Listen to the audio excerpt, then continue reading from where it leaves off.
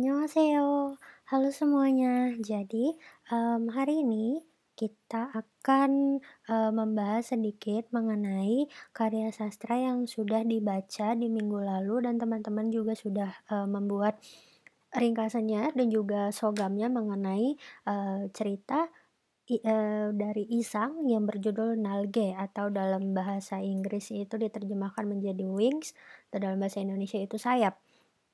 Nah, saya sudah membaca, sogam dari teman-teman semua, ada banyak yang memberikan tanggapan bahwa cerita ini sebenarnya memiliki bahasa yang cukup sulit untuk dipahami karena, banyak menggunakan perumpamaan dan juga, terlihat seperti awalnya mungkin banyak tidak mengerti karena ini lebih banyak bahkan hampir 90% ini lebih ke, monolog dari si tokoh akunya gitu. Jadi tidak tidak ada dialog antara tokoh aku dan juga istrinya yang bernama, Yeonshim gitu. Jadi, awalnya mungkin banyak yang bingung dengan hal tersebut dan juga banyak yang bingung kenapa, tokoh aku ini hidupnya seperti itu gitu. Kenapa hidupnya, sangat amat, eee, lebih lebih benar-benar suka dengan kehidupan yang datar, tidak ada dinamika, lalu benar-benar hanya tidak juga mendefinisikan bahwa diri dia itu bahagia gitu, karena dia sendiri juga tidak tahu bahagia itu apa, dan juga dia juga tidak tahu alasan kenapa dia harus hidup di dunia ini gitu. Jadi dia pun sendiri mempertanyakan eksistensinya gitu. Nah, banyak yang bingung juga di sini dan juga banyak yang agak, merasa bahwa kenapa dia tidak bekerja gitu. Jadi, mungkin ini berkaitan dengan yang akan kita bahas hari ini. Jadi, teman-teman mungkin juga, saya rasa ini sebenarnya adalah cerita yang amat sangat menarik ya karena, memperlihatkan bahwa di kehidupan, pribadi seseorang gitu, kehidupan pribadi suami istri dalam cerita ini, itu juga ada, mungkin saja dalam kehidupan nyata itu ada yang, kehidupannya mungkin saja mirip dengan yang diceritakan oleh Isang di dalam cerpen Nalge ini. Lalu kita akan melihat bagaimana, hubungannya ketika kita melihat, id, ego, dan super egonya ini tergambar di dalam cerita ini, dan juga bagaimana teman-teman memperlihatkan emosi teman-teman ketika membaca cerita ini. Nanti juga kita akan bahas, sedikit mengenai hal tersebut. Oke, nah tapi untuk sebelum kita masuk ke ceritanya, saya yakin teman-teman juga sebenarnya sudah paham ceritanya itu seperti apa. Cuman mungkin dari sogam yang teman-teman, kirimkan, yang sudah ditulis itu saya tidak banyak melihat bahwa teman-teman, mendefinisikan atau melihat di bagian mana id, ego, dan super egonya itu muncul gitu, atau memperlihatkan, seperti apa bentuk id, ego, dan super ego yang ada di dalam tokoh aku di cerita ini, gitu. Jadi kita akan review dulu mengenai Simnijui Bipyongge Bangbob yang berhubungan dengan psikologi sastra dan, teorinya yang menggunakan psikoanalisis. Nah, teman-teman sudah seperti yang sudah kita tahu ya, ini kan psikoanalisis adalah, sebuah teori atau sebenarnya teori psikologi yang diciptakan oleh Sigmund, Freud. Nah, beliau ini menciptakan, sebuah prinsip psikoanalisis yang mengandung, 3 hal yaitu id, ego, dan super ego, dan di mana ini sangat fokus terhadap ketidaksadaran, dalam diri manusia.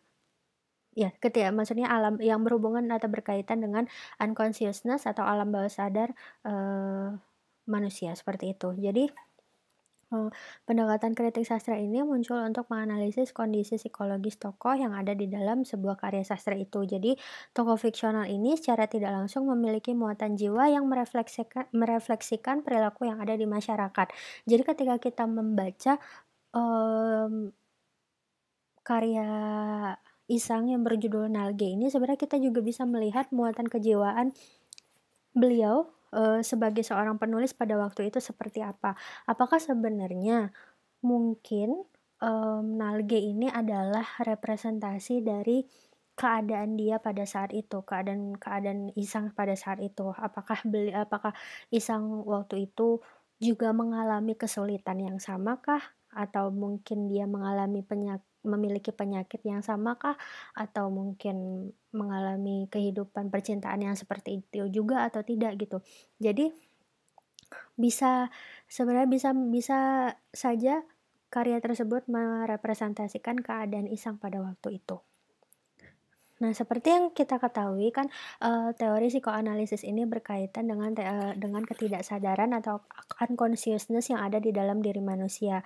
Jadi ketika unconsciousness itu, seperti yang saya bilang waktu itu, unconsciousness itu seperti gunung es, kesadaran, dan juga kesadaran yang mencoba menggali informasi dari, unconsciousness yang ada di dalam diri kita dan pada akhirnya tidak mampu untuk mencerna semua informasi tersebut, maka terjadilah, benturan gitu sehingga membuat orang tersebut akhirnya bisa mengalami gangguan jiwa dan, yang berhubungan dengan penyakit kejiwaan dan sebagainya gitu.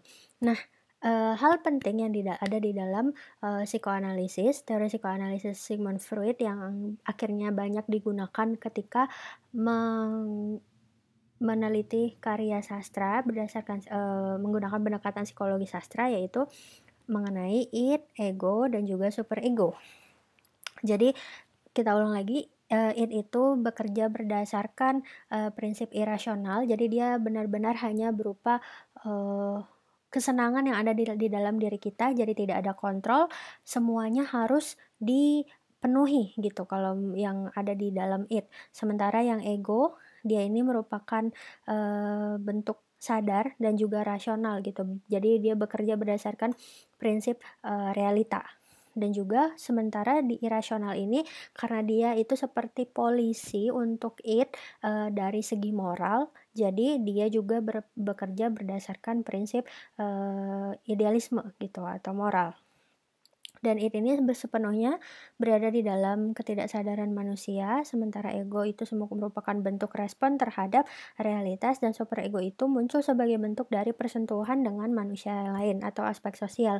Misalnya saja norma-norma yang ada di dalam kehidupan masyarakat gitu. Misalnya, sebagai contoh di Korea, norma-normanya itu misalnya wanita, pada zaman dulu wanita itu, kodratnya adalah di rumah mengurus anak dan, mengurus suaminya gitu. Dia tidak tidak boleh bekerja, apalagi bekerja untuk, sektor-sektor yang memperjualbeli yang menjual, tubuhnya gitu atau yang berhubungan dengan wanita menghibur gitu. Itu adalah sebuah bentuk, bisa dibilang pelecehan terhadap nilai norma, masyarakat Korea, yang melihat wanita sebagai seorang yang harusnya itu santun dan juga, sangat terhormat, seperti itu.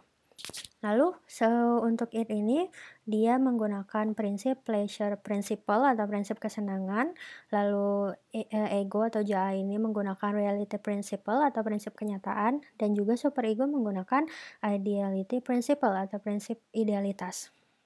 Sementara id ini memikirkan diri sendiri, ego mengontrol pemenuhan keinginan id dengan memperlihatkan realita dan berkompromi, dengan id itu. Contohnya mungkin minggu lalu kita bisa bilang ketika mungkin teman-teman, mmm, pada suatu hari sangat-sangat ingin makan es krim, tapi karena misalnya pada saat itu kenyataannya teman-teman sedang sakit tenggorokan atau sedang batuk, akhirnya ego ini menahan, "Jangan makan es krim dulu untuk saat ini karena kamu lagi batuk, nanti aja kalau udah sembuh," gitu. Jadi contohnya seperti itu kalau ego. Jadi ego ini benar-benar mengontrol id yang hanya berorientasi kepada kesenangan yang harus dipenuhi.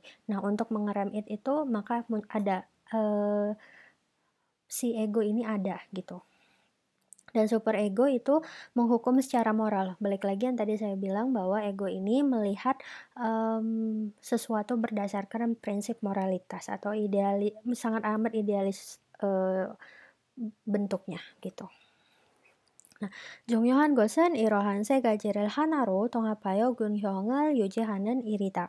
이와 같이 균형을 유지하는 인간은 건강한 사람이라고 한다. Jadi ketika tiga-tiganya ini bisa imbang, maka seseorang itu bisa disebut sebagai orang yang sehat. Tapi kalau ada satu saja yang terlalu dominan, ya itu bisa menyebabkan ketidakseimbangan dari mungkin kondisi mental orang tersebut. Oke, selanjutnya di 3 pendekatan dalam psikologi sastra yaitu ada Jakkai Shimni atau psikologi, penulis, lalu ada Dokjai Shimni, ini adalah, psikologis si pembaca dan juga ada, Jakpume Shimni atau psikologis, tulisannya tersebut. Maksudnya di sini adalah tokohnya. Kalau Dokja ini berhubungan dengan perasaan pembaca ketika membaca cerita tersebut, sementara Jakkai Shimni ini berhubungan dengan, inspirasi yang dia dapat ketika mungkin menulis hal ini, entah itu inspirasinya dari dia sendirikah atau dari, lingkungannya, gitu.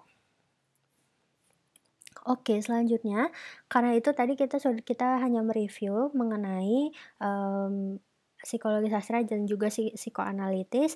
Nah, kita kemudian akan masuk mengenai, ceritanya itu sendiri. Tapi sebelumnya kita akan melihat, mengenai sosok Isang ini. Jadi Isang ini adalah seseorang pria yang lahir dengan nama Kim Hae-gyong di Seoul pada tanggal 14 September 1910 dan meninggal pada tanggal 17 April 1937. Jadi dia, adalah seorang penulis yang walaupun tidak lama hidup di dunia ini, hanya sekitar, 27 tahun, tapi ia sudah menjadi seseorang penulis, yang amat sangat berpengaruh di Korea. Bahkan karya-karyanya pun masih sangat amat digunakan dan masih banyak diteliti hingga saat ini, gitu. Jadi, ia adalah penulis yang kreatif, unik, dan juga inovatif yang tercermin dari karya-karyanya. Unik, kreatif, dan inovatif ini sepertinya sudah tergambar sih di cerita Nalge ini karena, bahkan biasanya pun orang, ketika membaca cerita kan ada dialog dan segala macamnya, tapi ini murni semuanya monolog, mmm, dari tokoh aku dan juga, mmm banyak, apa ya, banyak menggunakan, eee, bentuk-bentuk pengandaian atau perumpamaan di situ, gitu. Nah, selanjutnya, karena beliau ini adalah orang yang kreatif, dan unik juga, yang memiliki latar belakang, arsitektur, jadi juga, beliau akhirnya sedikit banyak mempengaruhi latar belakang tersebut mempengaruhi karyanya, contohnya dia juga membuat, dengan secara detail bahwa kamar, dia tinggal bersama istrinya di rumah nomor 33, terus di kamarnya itu ada sebuah pintu pintu geser yang membatasi kamar dia dan kamar istrinya. Kamar istrinya yang sangat amat banyak, sinar matahari, sementara kamar dia yang tertutup pengap dan tidak ada pencahayaan sama sekali gitu. Nah, lalu kemudian karya-karyanya ini banyak dipengaruhi oleh konsep Dadaisme dan juga Surrealisme. Nah, Dadaisme itu apa? Ini adalah konsep, yang sebenarnya muncul dari barat dan ini memperlihatkan bahwa konsep yang netral sebenarnya, netral dalam artian, orang-orang dari yang menganut Dadaisme ini mereka berpikir bahwa, mmm, dan membawa narasi anti perang dan juga anti, hal-hal yang berbau dengan, kekerasan dan perang seperti itu. Jadi seperti apa ya, lebih netral aja gitu. Jadi kehidupan manusia itu harusnya tidak tidak ada peperangan dan segala macamnya. Dan selanjutnya juga dia menganggap bahwa, orang-orang dari Dadaisme ini menganggap bahwa seni itu tidak harus eksklusif dan terkesan high class. Karena seni itu harusnya bisa semua orang, eee, nikmati begitu. Jadi seni itu bukan cuman eksklusif untuk orang-orang dari kelas atas. Nah, sementara surrealisme ini adalah, yang paling sering muncul ya kalau misalnya, berbicara mengenai seni ataupun sastra, surrealisme ini sering muncul dan ini adalah sebuah bentuk, konsep kebebasan berkreativitas sampai melampaui batas logika. Istilahnya mungkin kalau sekarang itu kayak mind blowing, membuat orang-orang ketika membacanya, "Kok bisa ya? Kok bisa ya kayak gini? Ini tuh nggak masuk akal," gitu. Jadi jadi jadi penulisnya itu benar-benar berkreativitas, dengan sangat tinggi sampai cerita tersebut bahkan kita merasa itu tidak masuk akal. Nah, di Nalge sendiri pun saya secara pribadi ketika membacanya, saya juga merasa ini kok sangat agak kalau agak sedikit, tidak masuk akal gitu tokoh si akunya, karena dia terlalu terlalu flat, terlalu datar, dan istilahnya terlalu menekan, eee, egonya sendiri gitu. Padahal sebenarnya mungkin dia bisa melakukan sesuatu yang lebih, bisa melakukan sesuatu yang, berguna bagi kehidupannya dia, bukan hanya tidur-tiduran aja gitu. Tapi dia pada akhirnya dia tidak melakukan hal tersebut gitu. Nah, jadi dadaisme dan surrealisme ini banyak mempengaruhi, Isang dalam menciptakan karya-karyanya. Nah, yang menarik juga di sini adalah kehidupan pribadi dari, Isang ini sendiri agak sedikit berkaitan dengan yang ada di cerita di Nalge gitu. Jadi di dalam kehidupannya sebenarnya Isang juga mengalami, kesulitan finansial, dan juga hidupnya terkesan amburadul walaupun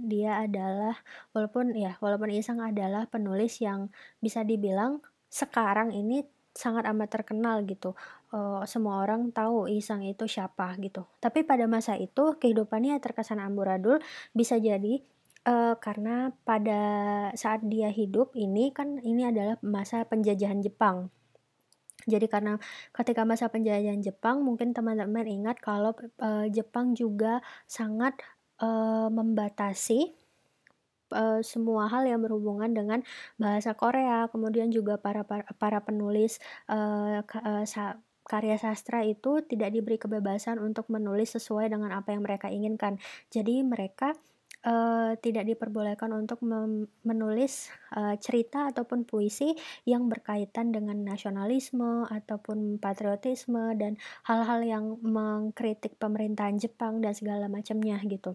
Nah, kalau masih ingin karir sebagai penulis pada saat itu, para penulis harus mau berkompromi untuk mengikuti, peraturan yang dibuat oleh pemerintah, Jepang, dan menggunakan, tema-tema yang sudah ditentukan mungkin oleh pemerintah Jepang. Sementara, bagi mereka yang tidak mau mengikuti, arahan dari pemerintah Jepang pada saat itu, pada akhirnya harus menulis, cerita-cerita yang sebenarnya mungkin memiliki arti-arti atau makna yang sebenarnya ada, berhubungan dengan, apa ya, pengasingan, eee, a alie eh, alienation atau pengasingan, lalu berhubungan dengan, dia sebagai, eee, subjek dari penjajahan dan segala macamnya. Nah, karya dari Isang ini sebenarnya juga Nalge ini juga memperlihatkan di satu sisi sebagai, bentuk, psikologisnya para pembaca yang bisa diteliti itu dari sisi psikologisnya, tapi juga bisa dilihat dari segi, sejarahnya pada saat itu gitu. Jadi ini mencerminkan bahwa mungkin saja Isang ini, tokoh aku di sini adalah tokoh,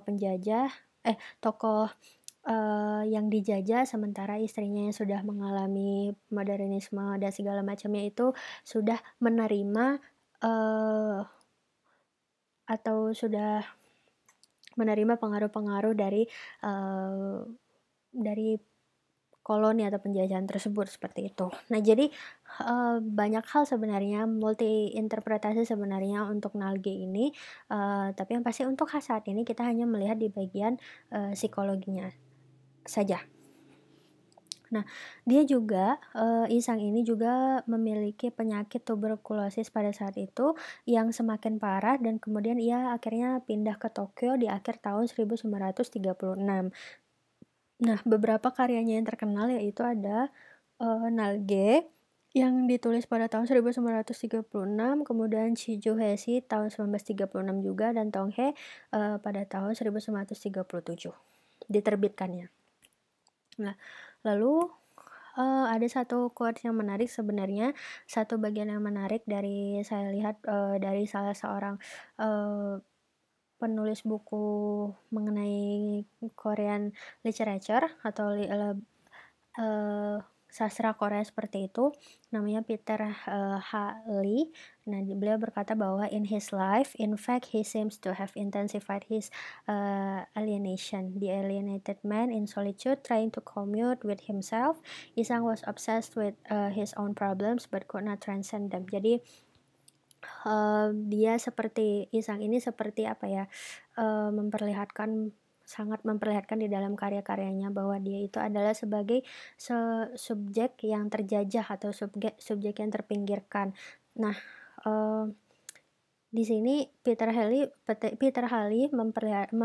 berpendapat bahwa Isang itu pada akhirnya terobsesi dengan, masalah-masalah dia sendiri yang tadi, yang berhubungan dengan, perasaan diasingkan seperti itu, lalu juga masalah, eee, masalah uang, kesulitan finansial, lalu kehidupan yang amburadul karena karena dia tidak bisa menulis sebebas-bebasnya, karya sastra yang dia inginkan gitu, dan juga penyakit yang dia alami. Jadi, hal ini membuat dia obsesi terhadap, masalah-masalah tersebut, tapi dia tidak bisa melampaui semuanya gitu. Jadi ini adalah, bentuk salah satu pendapat dari penulis buku tersebut. Oke, kita masuk ke cerita mengenai Isang ini atau Nalge. Jadi dia diterbitkan di majalah Choguang edisi September tahun 1936 dan merupakan salah satu karya representatif dari, psikologi sastra di tahun 1930-an gitu. Jadi dianggap sebagai salah satu karya sastra, dengan tema psikologi seperti itu yang memiliki dampak atau impact yang sangat besar bahkan hingga saat ini. Dan karya Isang ini sendiri sebenarnya sudah dipelajari oleh banyak akademisi di seluruh dunia gitu. Jadi, bahkan yang mungkin tidak tahu bahasa Korea pun tetap bisa me meneliti, karya ini karena sudah banyak diterjemahkan ke dalam bahasa Inggris, seperti itu. Nah, mungkin seperti yang teman-teman sudah tahu, Nalge ini kan bercerita, tentang tokoh aku yang awalnya kehilangan, jati diri sebagai seorang individu dan suami bagi istrinya yang bekerja sebagai wanita penghibur gitu. Jadi tokohnya di sini hanya, 2 orang ini dan aku tidak memiliki tujuan hidup, teman-teman juga tahu dia tidak bersosialisasi dan tidak bekerja juga gitu dan, ia hanya mendapatkan uang ketika diberikan oleh istrinya. Nah, suatu saat dia mulai penasaran dengan pekerjaan, istrinya, sebenarnya apa sih pekerjaan, istri saya, kenapa istri saya diberi uang oleh tamunya dan istri saya kemudian memberikan uang kepada saya gitu. Dia mulai penasaran dengan hal tersebut. Lalu, aku yang awalnya berusaha untuk tidak penasaran dengan pekerjaan tersebut, akhirnya melihat sendiri sang istri, bermesraan dengan pria lain. Ini kan terjadi setelah dia pada akhirnya mendapat uang dan kemudian dia memberikan uang tersebut kepada istrinya supaya bisa, bersama di dalam satu kamar. Nah, akhirnya dia tahu bahwa dia senang ketika bisa berada satu kamar dan tidur bersama dengan istrinya. Lalu akhirnya beberapa malam kemudian dia mencoba mengulang lagi, tapi pada akhirnya di bagian, ketika dia mau kembali setelah, dia meminum obat bernama, eee, Adalin, karena dia akhirnya mengetahui bahwa istrinya itu memberikan obat bukan aspirin tapi Adalin supaya dia tidur berhari-hari, dia, akhirnya menemukan bahwa istrinya sedang bermesraan dengan kliennya pada saat itu atau dengan tamunya. Nah, akhirnya karena dia melihat hal ini, dan dia sangat syok, akhirnya ia pergi dan berharap bisa mendapatkan kembali sayap yang dulu pernah ia miliki, walaupun hal itu sebenarnya tidak mungkin untuk dia dapatkan lagi, gitu. Jadi, ceritanya seperti itu, teman-teman juga sudah baca sendiri detailnya seperti apa. Nah nah di sini yang menarik adalah ada, eee, Harvard mempublikasikan beberapa foto yang berhubungan dengan, ketika si cerita ini diterbitkan di majalah Choguang tadi, ya edisi September 1936. Nah, kalau teman-teman lihat di sini, ini yang di sini adalah teksnya sebenarnya, teks dari cerita tersebut. Kemudian teman-teman lihat di sini ada yang bagian ini itu sebenarnya adalah, tablet dia bilang di situ, tablet. Tabletnya ada beberapa di sini kalau tidak salah. Nah, ini ada 6. Ini, dan di tulisan di sini tertulis each tablet contains, 0,61 milligrams, ya berhubungan dengan nama obat tersebut. Dan di sini ada 6 buah, obat tersebut dan, ini adalah gambar yang, dibuat langsung atau diciptakan langsung oleh Isang dan memang muncul, di atas, eee, permulaan dari cerita ini gitu. Jadi ini kalau saya lihat ini adalah deskripsi mengenai obat Adalin yang konsumsi oleh Isang ketika dia naik ke bukit dan dia duduk di sebuah, kursi ketika, setelah dia menemukan bahwa di kamar istrinya ada, obat Adalin yang dia kira awalnya aspirin, yaitu obat penurun panas demam dia gitu. Jadi ini, sepertinya menggambarkan obat Adalin itu yang membuat dia tidur berhari-hari.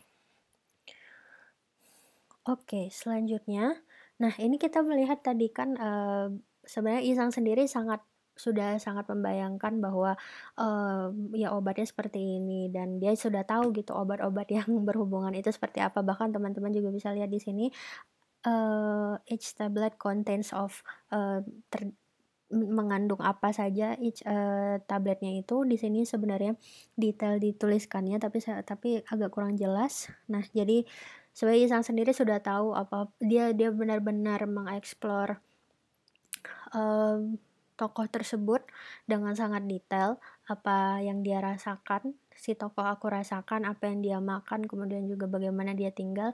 Isang benar-benar membuat kita berimajinasi seperti apa tokoh aku yang hidup di dalam cerita tersebut, begitu. Nah, kemudian bagaimana id, ego, dan super ego ini terlihat dalam tokoh aku di cerpen Nalge ini.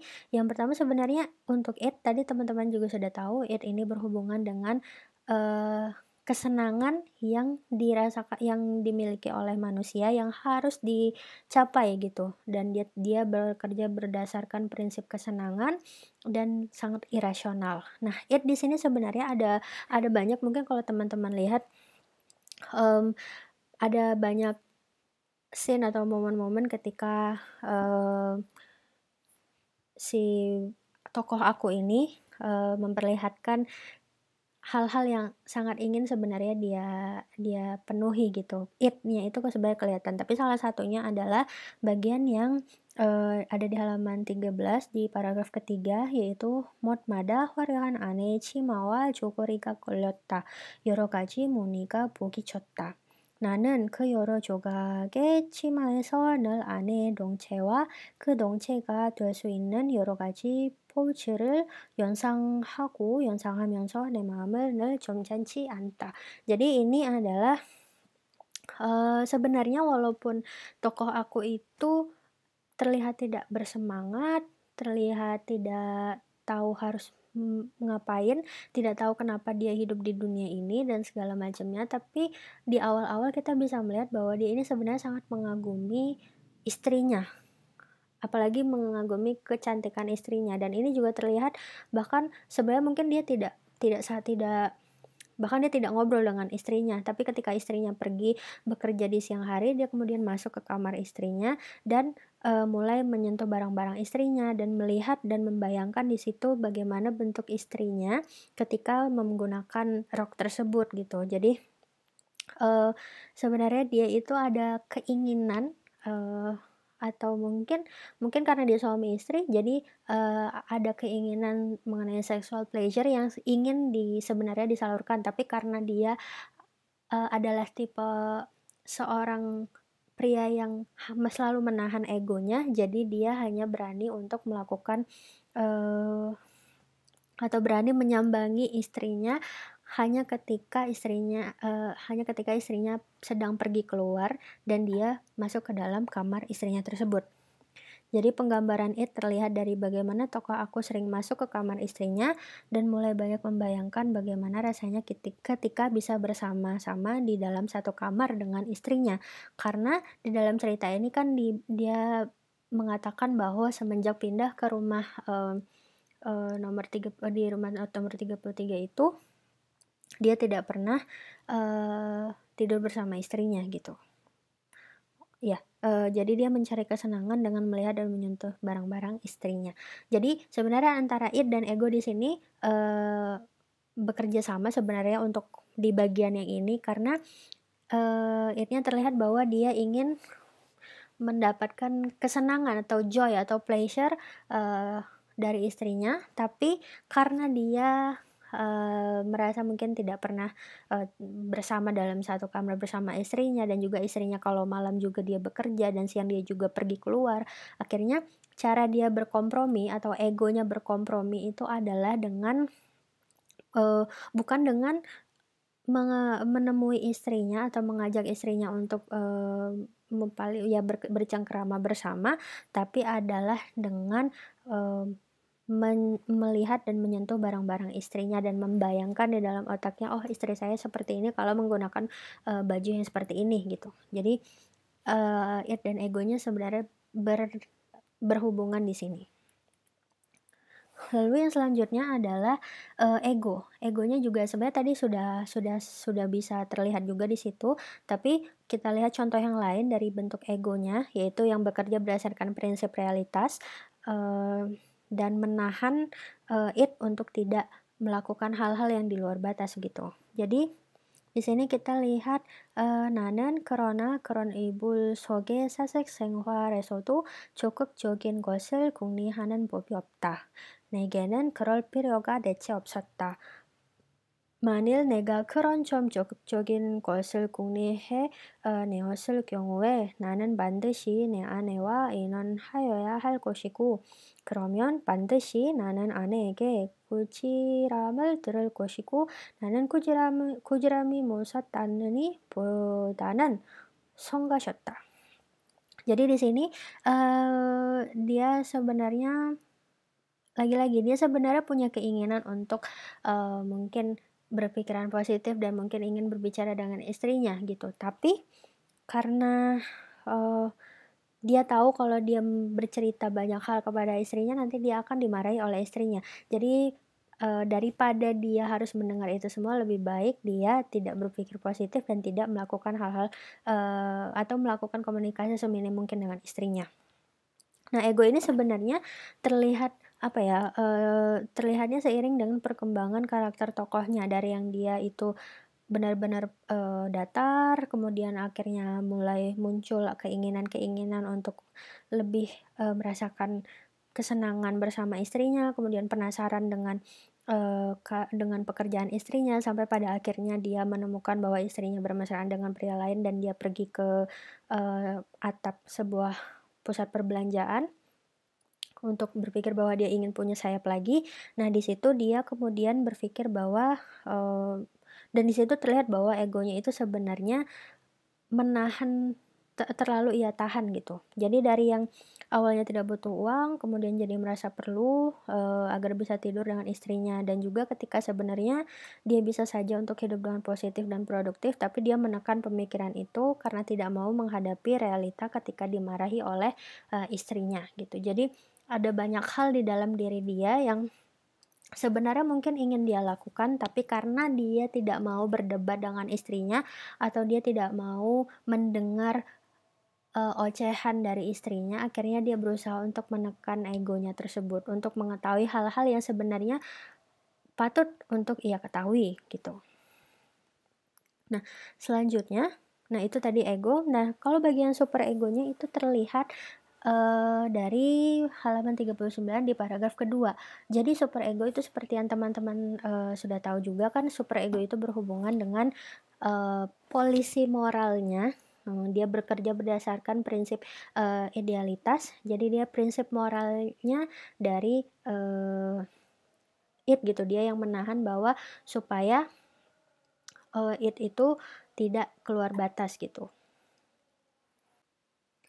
Nah, selanjutnya kita akan melihat, 3 hal yang ketika, kita melakukan penelitian dengan pendekatan psikologi sastra juga ada 3 hal yang penting, yaitu, mengenai psikologis dari masing-masing penulis, kemudian pembaca, dan juga dari, tokoh yang ada di dalam cerita tersebut gitu. Dalam hal ini adalah cerita Nalge yang ditulis oleh Isang. Nah, sebenarnya, mmm ketiga hal ini semuanya berhubungan dan kalau masing-masing, kita lihat untuk yang pertama mengenai Jakai Shimny. Nah, seperti yang, sudah kita ketahui Jakai Shimny atau psikologis penulis ini berkaitan dengan inspirasi atau yonggam yang didapatkan oleh penulis ketika ia menulis tulisan tersebut. Entah itu ia dapatkan dari masyarakat sekitarnya kah, atau dia sebenarnya merefleksikan diri dia sendiri di dalam cerita tersebut, atau mungkin dia mendapat pengaruh-pengaruh dari apa yang sudah dia pelajari, begitu. Nah, yang, pertama yang bisa dilihat itu di dalam sini inspirasinya, dari cara dia menulis juga dan juga bagaimana dia mengembangkan ceritanya itu bisa, terlihat dari bagaimana Isang banyak menggunakan konsep dadaisme dan surrealisme yang tadi sudah kita, bahas sedikit gitu. Nah, banyak menggunakan hal, apa ya, menceritakan sesuatu dengan, eee mind blowing gitu, jadi membuat orang merasa bahwa ini adalah cerita yang benar-benar tidak masuk akal atau di luar logika manusia, seperti itu. Dan selanjutnya, dalam kehidupan nyata kalau kita lihat dari bagaimana kehidupan Isang sebenarnya, beliau adalah seorang penulis yang, meninggal di usia yang cukup muda yaitu 27 tahun, dan dia kemudian meninggal, setelah mengidap penyakit TBC. Dan, dia memiliki penyakit ini dan cukup parah sehingga, dan juga di saat yang bersamaan dia juga memiliki, atau mengalami kesulitan finansial dan juga hidupnya juga seperti amburadul lah istilahnya begitu.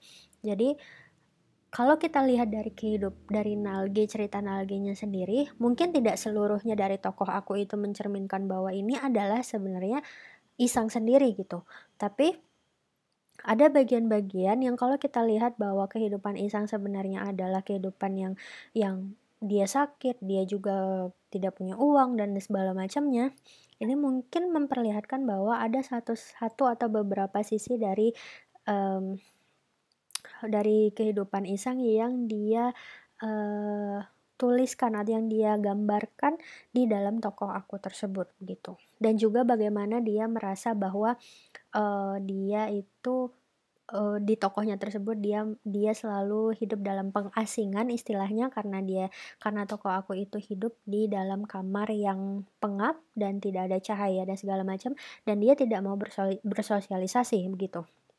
Sementara Isang pada saat itu hidup di dalam masa penjajahan Jepang yang melarang para penulis untuk mengkritik semua hal tentang Jepang dan bahkan, orang Korea tidak boleh menggunakan bahasa Korea, tidak boleh menggunakan nama dalam, bahasa Korea gitu, jadi semua harus diganti menjadi Jepang, diganti menggunakan, bahasa Jepang seperti itu. Jadi, rasa tertekannya Isang ketika tidak bisa berekspresi sebagaimana mestinya, eee, dan ia ditekan untuk mengikuti, pemerintahan penjajahan Jepang yang pada saat itu, mengambil kebebasannya, hal itu membuat ia memperlihatkan bahwa dia hidup dalam keadaan diasingkan, diambil kebebasannya.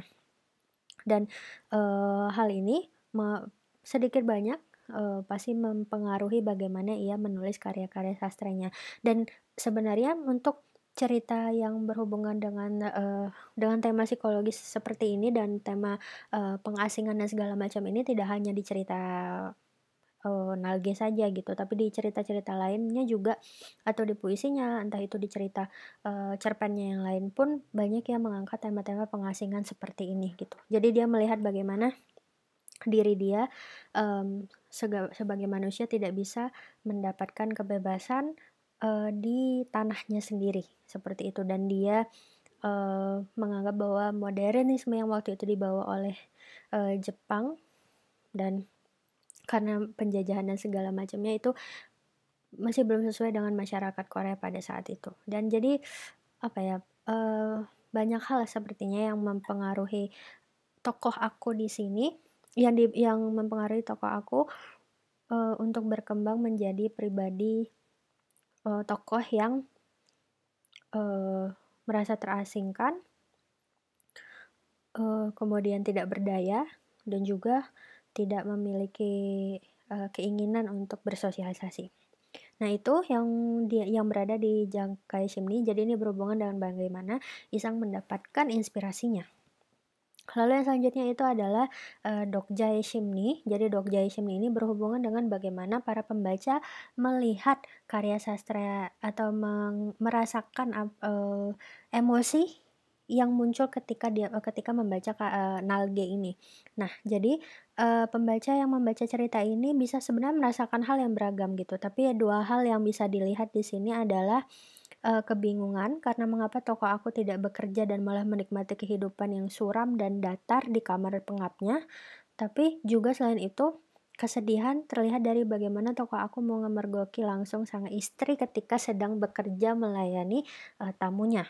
Nah, ini sebenarnya terlihat dari, sogam teman-teman semua yang udah, dikirimkan, udah di-upload ke Google Classroom. Saya, membaca sebagian besar teman-teman merasakan marah, sedih, ada yang juga yang sampai menangis karena mungkin sudah memiliki akumulasi perasaan sedih sebelumnya, jadi ketika membaca ini jadi lebih emosional, tapi yang pasti rasa bingung dan juga sedih ini adalah 2 perasaan dominan yang teman-teman, gambarkan ketika membaca cerita ini, gitu. Nah, sementara untuk di Jakpum Shimny ini, kita bisa melihat, apa ya, kondisi psikologis dari, tokoh yang ada di dalam cerita tersebut. Nah, tokoh yang ada di dalam cerita ini kan yang pertama adalah si tokoh aku, sang suami, dan juga tokoh istrinya yang bernama Yeon Shim. Nah, untuk tokoh aku ini adalah sosok yang, tidak paham mengapa dia ada di dunia ini gitu. Dia sebenarnya juga di bagian akhir mempertanyakan kenapa, eksistensi dia di dunia ini gitu, kenapa dia ada di dunia ini dan bahkan, eee, dia juga merasa bahwa, dia dia tidak benar-benar tidak tahu. Dia tidak bilang bahwa dia bahagia karena dia merasa hidupnya datar-datar aja gitu. Jadi mungkin itu menjadi akumulasi dari perasaan-perasaan atau ego yang selama ini dia tekan ketika dia berhubungan dengan istrinya. Ketika dia tahu bahwa dia punya istri, tapi dia tidak bisa memiliki kehidupan suami istri yang normal gitu.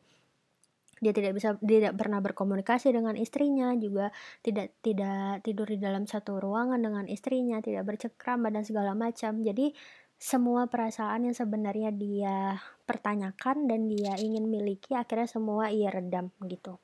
Dan juga si tokoh aku ini adalah tokoh yang antisosial, dia juga suka bermalas-malasan dan juga dia tidak berdaya karena sebenarnya dia secara fisik juga sakit gitu. Dan di, beberapa literatur yang saya baca, ada yang menggambarkan bahwa dia ini mengidap penyakit skizofrenia, seperti itu. Jadi, penyakit yang berhubungan dengan penyakit kejiwaan. Jadi mungkin, karena penyakit itu dia jadi tidak bisa melakukan apapun gitu, dan pada akhirnya istrinya yang harus, bekerja memenuhi kebutuhan mereka, seperti itu. Nah, tapi di satu sisi, sebelum dia tahu bahwa istrinya itu bekerja sebagai wanita penghibur, dia selalu melihat bahwa istrinya ini adalah sosok, wanita paling cantik di lingkungannya, di rumah nomor 33 itu, dan juga dia tidak pernah merasa bahwa ada wanita yang lebih cantik dari istrinya, gitu. Dan selanjutnya yang bisa dilihat juga adalah karena karakter dia ini karakter yang selalu memendam egonya untuk tidak eee, berdebat dengan istrinya, untuk tidak mengatakan hal-hal yang untuk tidak penasaran terhadap hal-hal yang sebenarnya patut untuk dia selidiki begitu. Tapi karena ego yang diredam itu, dia menjadi seorang yang bisa dibilang istilahnya seperti Pyonghwa Juija. Jadi, seperti penjaga perdamaian antara istrinya dan dia gitu. Daripada nanti akan muncul perdebatan dan segala macam, lebih baik dia menahan dirinya untuk tidak melakukan apapun kepada istrinya. Oceten, Pyonghwa Juija ini terlihat dari bagaimana ketika, dia tidak mau apa ya, berdebat dengan istrinya untuk hal-hal yang nantinya malah membuat istrinya marah gitu kan. Jadi Pyonghwa Juija, dan selanjutnya itu adalah tokoh kedua, yaitu tokoh Yeonshim, adalah sosok istri yang terlihat lelah sebenarnya mengurus suaminya. Mungkin ini berhubungan dengan suaminya yang sakit secara fisik dan juga sakit secara mental.